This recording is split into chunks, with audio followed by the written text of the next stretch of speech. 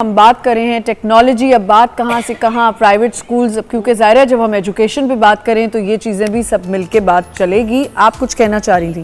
जैसे मैम ने ब्रेक से पहले जिक्र किया था कि होम इकोनॉमिक्स के सब्जेक्ट को इंट्रोड्यूस कराया।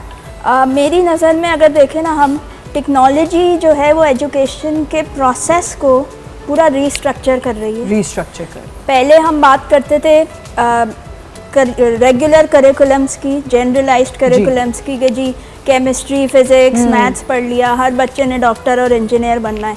लेकिन अब हम क्या बात करते हैं, अब हम कस्टमाइज्ड करिकुलम्स की बात कर रहे हैं। जिस तरह होम इकोनॉमिक्स की बात की, इस तरीके से मैं भी अपनी सलीम हबीब यूनिवर्सिटी की मिसाल दूं आपको, तो हम अब स्पोर्ट्स एंड फिटनेस के प्रोग्राम्स शुरू कर रहे हैं। हम cosmetics, BS in cosmetic science शुरू कर रहे हैं। हम AI के ऊपर कोर्सेज शुरू कर रहे हैं।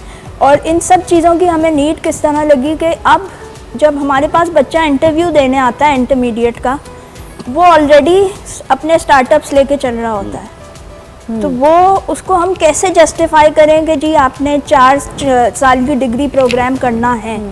तो वो तो हमसे सवाल क्या पूछते हैं कि जी हमें क्या स्किल्स मिलेंगी, हम किस तरह अपने एग्जिस्टिंग स्टार्टअप्स को अपग्रेड करेंगे जी।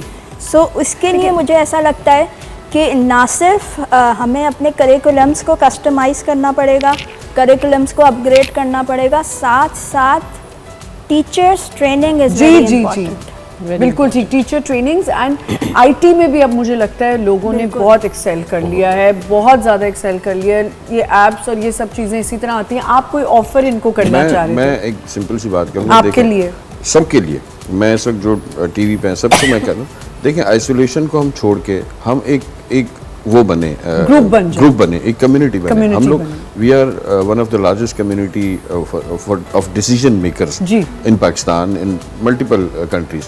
मैं ये कहता हूँ कि हमारे प्लेटफॉर्म को यूज़ करें, आप करें। उसको कैसे यूज़ करना है, देखें जो इंटरनेशनली जो चीज़ें हो रही हैं हमारे तक तो पहुँच भी नहीं पा रही हैं। नहीं पहुँच जो अच्छा, एक और चीज़, सॉरी टू से, मीडिया मैनेजमेंट है हमारे पास।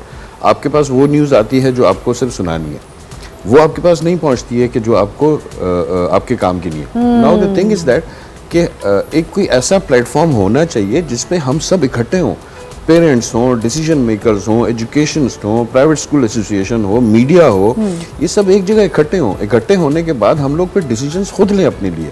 हम डिपेंडेंसी देखें, गवर्नमेंट ऑफ पाकिस्तान ने लॉन्च किया, ई एजुकेशन लॉन्च किया, बड़ा ज़बरदस्त सिस्टम है, बेहतरीन चीज़ है, बट उसको हमारी तरफ से उसमें इनपुट नहीं है।